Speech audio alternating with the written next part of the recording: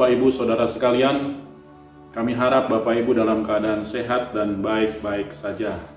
Hari ini firman Tuhan akan diambil dari Lukas 22 ayat 31 sampai 34. Simon, Simon, lihat, iblis telah menuntut untuk menampi kamu seperti gandum.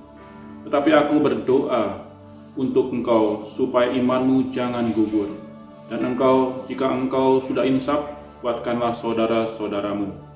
Jawab Petrus, Tuhan, aku bersedia masuk penjara dan mati bersama-sama dengan engkau. Tetapi Yesus berkata, aku berkata kepadamu Petrus, hari ini ayam tidak akan berkokok sebelum engkau 3 kali menyangkal bahwa engkau mengenal aku. Bapak, Ibu, Saudara sekalian, Tuhan tahu segala sesuatu karena Dia pencipta segala sesuatu. Makanya semua yang terjadi di dunia ini adalah seizin daripada Tuhan. Bapak, Ibu, Saudara sekalian, judul pemberitaan firman Tuhan hari ini adalah Yehovah Shammah, artinya Tuhan Maha Hadir. Ayat Lukas 22 yang kita baca tadi adalah percakapan Tuhan Yesus dan murid-muridnya di tempat di mana Tuhan Yesus akan mengadakan perjamuan malam. Dan di situ ayat-ayat sebelumnya dikatakan terjadi perselisihan antara murid-muridnya siapakah yang terbesar. Tetapi guru Tuhan Yesus tahu apa yang akan terjadi. Saudara, apakah Tuhan mengetahui bahwa murid yang diandalkan Dia, Petrus, akan menyangkal Dia? Tuhan tahu. Tetapi ayat 23 dikatakan, tetapi aku telah berdoa untuk engkau supaya imanmu jangan menjadi gugur. Bapak, Ibu, Saudara sekalian, bahwa Tuhan Yesus sudah membuatkan kepada Petrus bahwa Petrus akan menyangkal Dia. Tetapi apa yang Tuhan Yesus lakukan? Tuhan Yesus berdoa untuk setiap kita. Hari ini Bapak, Ibu, Saudara, Tuhan Yesus tahu apa yang akan terjadi ke depan, apa yang sedang terjadi pada hari-hari ini. Problem, masalah, keputusasaan, bahkan kejatuhan di mana Petrus menyangkal, Tuhan tahu. Tetapi ketika kita menghadapinya, Tuhan Yesus sudah berdoa bagi kita supaya iman kita diteguhkan, iman kita tetap berharap kepada Dia, iman kita percaya kepada Dia bahwa semua yang terjadi hari-hari ini, saudara, apa yang terjadi kepada Petrus adalah ujian dalam kehidupan kita. Oleh karena itu, mari Bapak, Ibu, Saudara sekalian, andalkan Tuhan dalam seluruh kehidupan kita.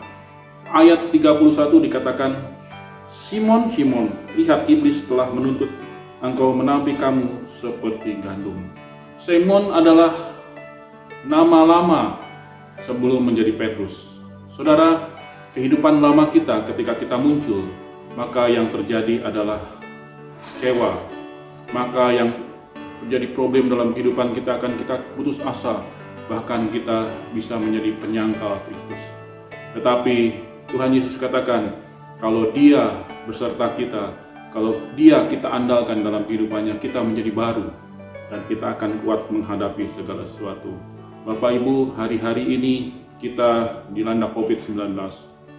Usaha susah, pekerjaan seret, pendapatan tidak seperti yang kita harapkan hari-hari ini. Bahkan situasi sangat menyulitkan kita hari-hari ini. Tetapi pilihan ada di antara kita.